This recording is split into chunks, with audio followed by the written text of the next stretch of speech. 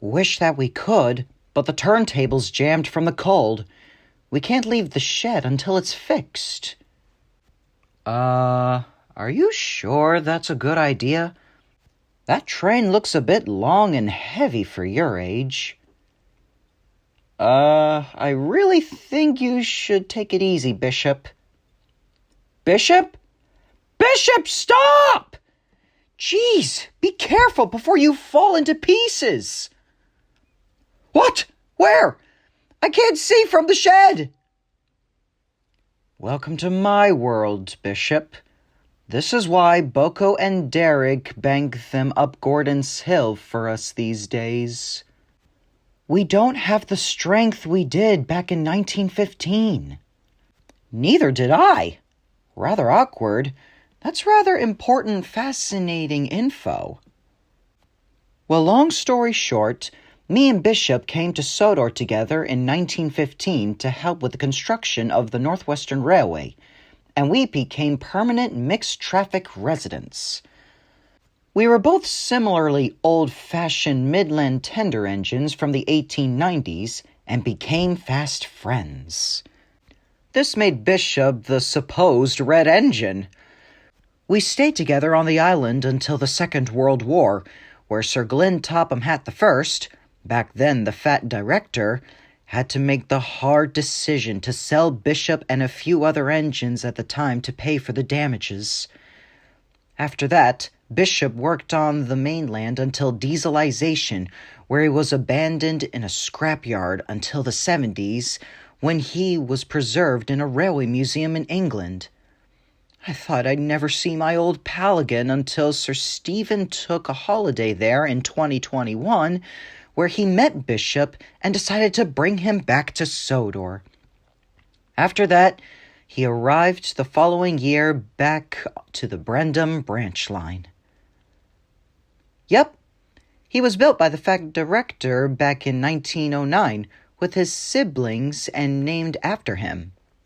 Speaking of Glyn, here comes his great-grandson. We're listening. Wow, that's not a bad idea. It could actually work. Morning, Sarah. Who's your friend? Me too. A couple steam engines here and on the mainland have lived way longer than 100.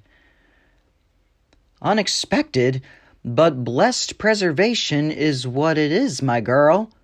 So what are you doing here with Sarah? Oh, that's awesome. Hope you two have fun. All right, crew. Good luck, girls. Let me know how it goes. After 700 pounds, 64% of the goal. A little over halfway, but it's a start. Alyssa was especially excited, joking that it was enough to bribe Mattel and Elon Musk to fix the TV series and Twitter respectfully.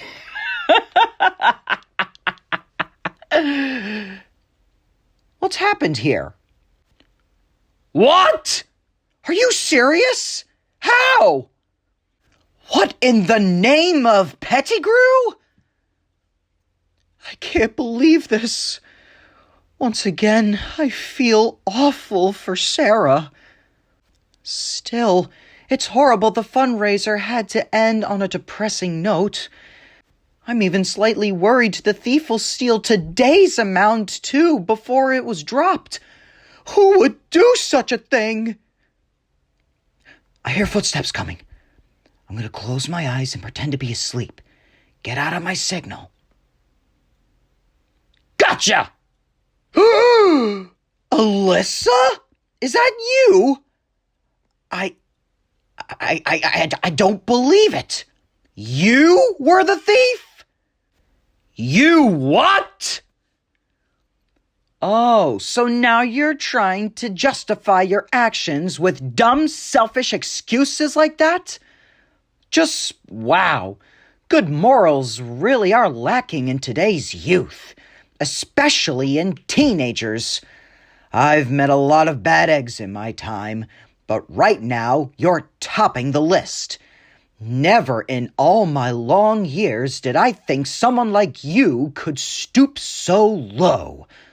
All the money you took was for a good cause. Not only is that illegal, but also...